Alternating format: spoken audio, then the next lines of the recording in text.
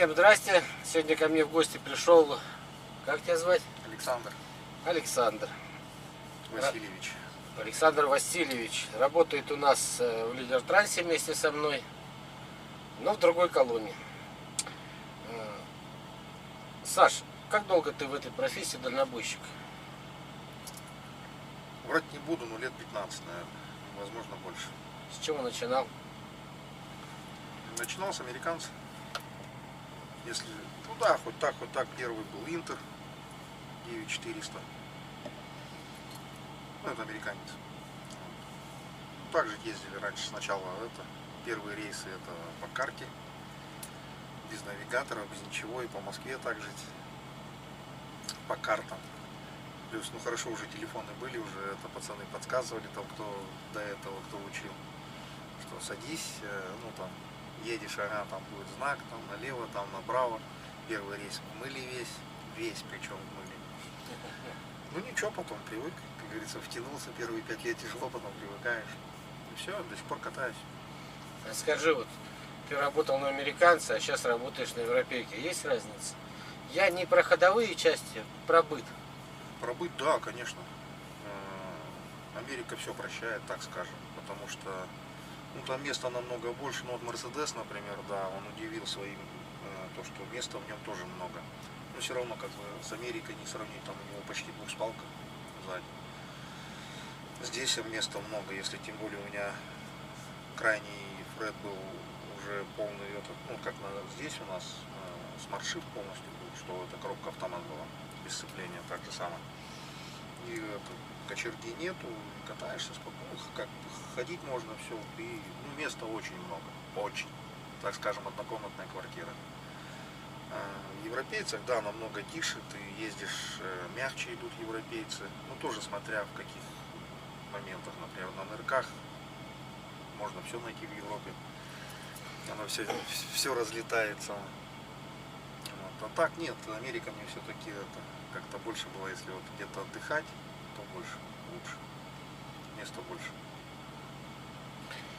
Саш, есть ли у тебя семья, папа, мама, дети, жена? Да, есть, конечно. Мама с папой в деревне живут, ну откуда я часто, я из Казахстана вот, уже давно перетащили уже из Казахстана сюда. Вот они живут, у них домик свой, семья тоже есть, дети. Ну, как дети есть, короче. Семьи сейчас нету. Сейчас я свободный. Ну, вот моменты. Так. А дети, да, вот старший сын, ну, вот в этом браке у меня старшему сыну 21 год, у него дочка родилась, я так что дедушка сейчас. Уже вот 8 января год было.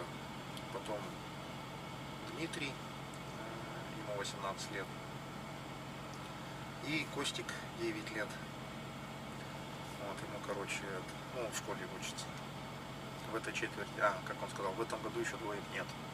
Вот, в том году были двойки, ну, вот первые 2 четверти, в этом году двоек нет. Я говорю, ну, молодец. Вот. Есть еще у меня от первого брака Анюта, старшая, 23 года, замужем, живет в городе, ну, в Омске. И Ромка. Ромка живет в Ногинске сейчас. Женился тоже. Сколько у тебя детей? 5. Считал и списывали.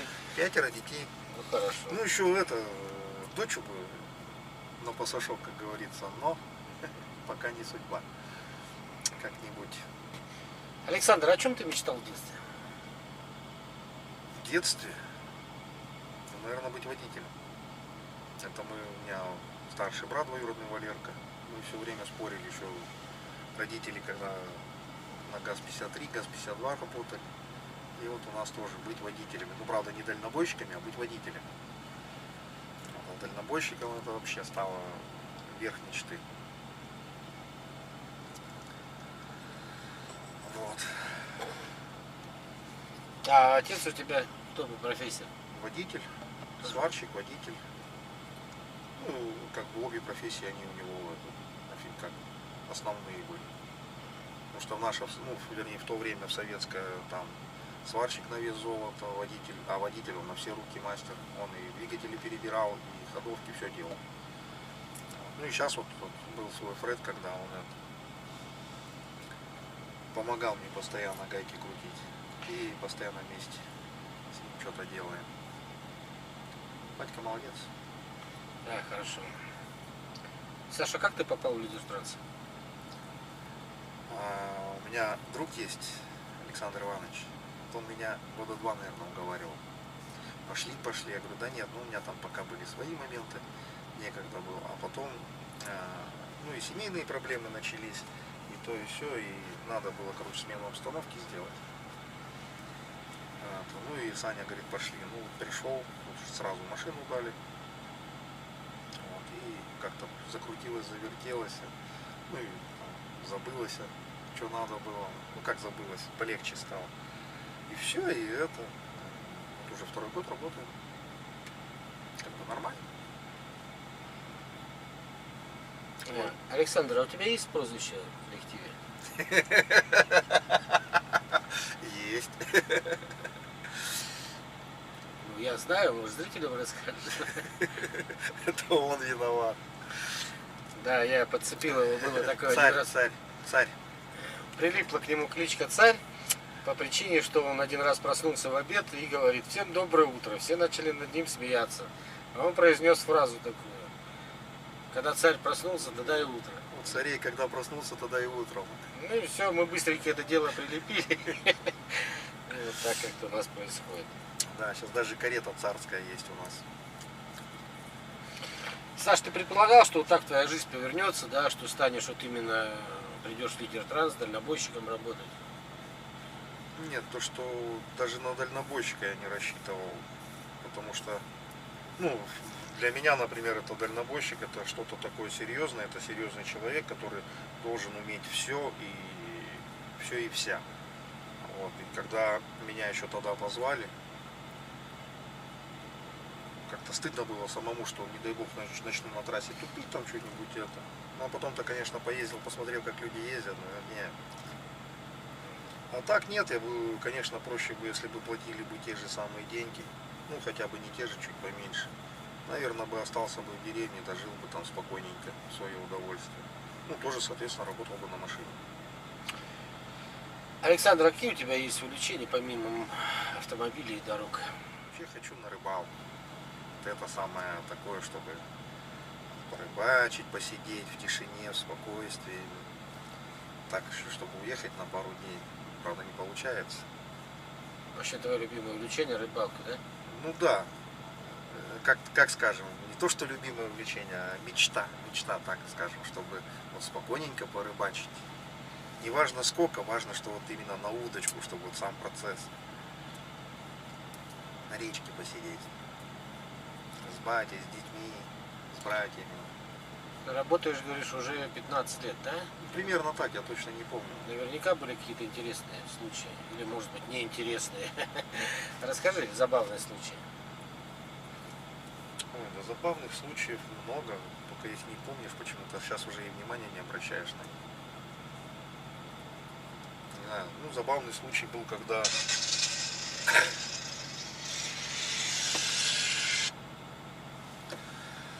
забавный случай был такой, что вот как-то с Сыктывкара иду, у меня лопается балка на прицепе. Колесо ломается, пробивает колесо. Все, ну это первые рейсы были, только в панике. Что делать, шефу звоню, говорю, что там СТО, не СТО, ну балка лопнула. Какое СТО, там вообще как так. Ну на обочину съехал, хорошо там дорожники были, помогли там чем могли. Я эту балку подвязал колесо, ну балку там что, полдня, короче, провозился. Подвязал, одно отломал, другое привязал, там, короче, ну, много геморроя было. Все, сел, сказал, нафиг, больше никуда, ничего, этот дальнобой, ну его в баню. Вот такие вот геморрои нафиг они нужны. Мне, правда, на утро проснулся, нормально дальше поехал, все хорошо. Ну, такие вот случаи, как что, ну, как складывало там, или где-то там идешь в гору, там, или не с горы, там, я не знаю, там, и у тебя тормозов нету, ты знаешь, что только на горном одно колесо тормозит. Ну, это на Интере, когда ездил. Там оно вроде сейчас забавное, а тогда было вообще не до забавного. Едешь и думаешь, все, или летишь на тормоза, ну вот оно все приближается, а тормозить бесполезно. Так-то вроде да, забавно, смешно. Не знаю, честно говоря, таких сильно моментов. Может, что-то где-то когда-то было, а не помню. Саш, как ты думаешь, кто или что оберегает тебя в этой жизни, работе, в дороге? Любовь, наверное. Детей. Близких, мамы, папы. Ну, кто любит. Может, ангел какой сидит сверху, который говорит, ну его в баню, лучше вставай на стоянку. Встанешь, выспишься, потом поедешь. Что для тебя поддержка и где ее можно брать? У друзей. Друзья, да. Другие нет. Другие. Лучше, ну, я не знаю, наверное. Да, друзья, они всегда помогут, они всегда выручат, они поддержат, надо будет что-то где-то. Потому что если не будет друзей, то в одинокого ты не справишься в нашей жизни. Что для тебя в жизни самое главное и ценное? Дети. Дети. Есть у тебя мечта? Да. Купить дом на берегу речки. На пенсии, чтобы стоял мангал, банька. И сидеть с удочкой целыми днями. И чтобы и дети приезжали, и друзья приезжали в гости. Больше, наверное, и пока ничего нет. Ну, остальное все есть. Какие личные качества тебе помогают в дороге? Ну, это, наверное, не мне судить. Ну, почему? Ну, в дороге что? Ну, опыт какой этот. Не торопишься. Иногда бывает торопишься, там, накосячишь что-нибудь. А так, в первую очередь смотришь, чтобы, как сказать, как учили, ты водитель, тем более большегруза, ты должен смотреть не только вперед, назад и влево, вправо, ты еще и должен наверх, потому что у нас в России еще и самолеты падают. Так что надо, ну, аккуратность надо, аккуратнее. Хотя, я говорю, бывают такие моменты, что сжимается все на свете. Надо аккуратность.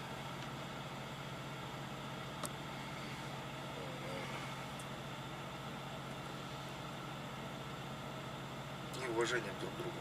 Самое главное. Поматерился, развернулся и забыл. Саша, что такое для тебя дружба и кто твои друзья?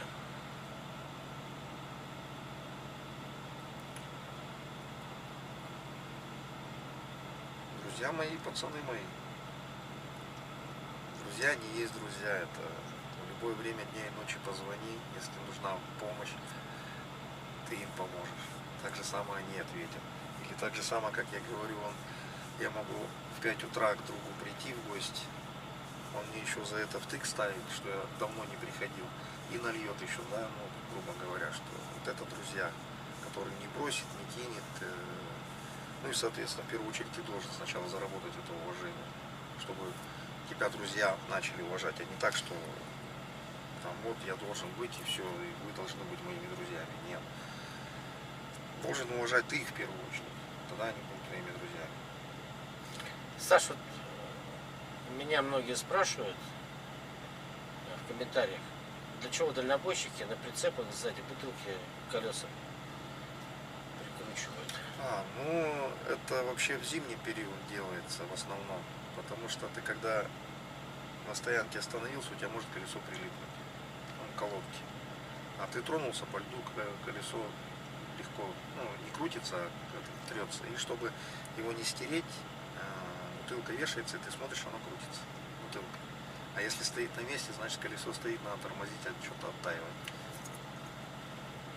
Колодкам, короче, может ступиться, может колодка заклинила, и все. Чтобы спасти само колесо от стертого. Ну что, Саша, оставь напутствие, пожелание или совет для наших зрителей, для наших коллег. Для зрителей здоровья в наше время сейчас оно надо. Благополучие, уважение друг к другу. Хотя, в принципе, и коллегам нашим так же самое. Уважение на трассе. В первую очередь, когда где-то кто-то вас подрезал, ну да, вы поматеритесь, но потом вспомните, что когда-то где-то вы так же самое его кого-то подрезали. Ну, не специально, не специально, но всякое в жизни бывает. Так что самоуважение, взаимоуважение. И жизнь наладится. Спасибо, что уделил время. Я знаю, не что за что. торопимся. Вам Да. спасибо. Давай, до свидания. Всего счастливо.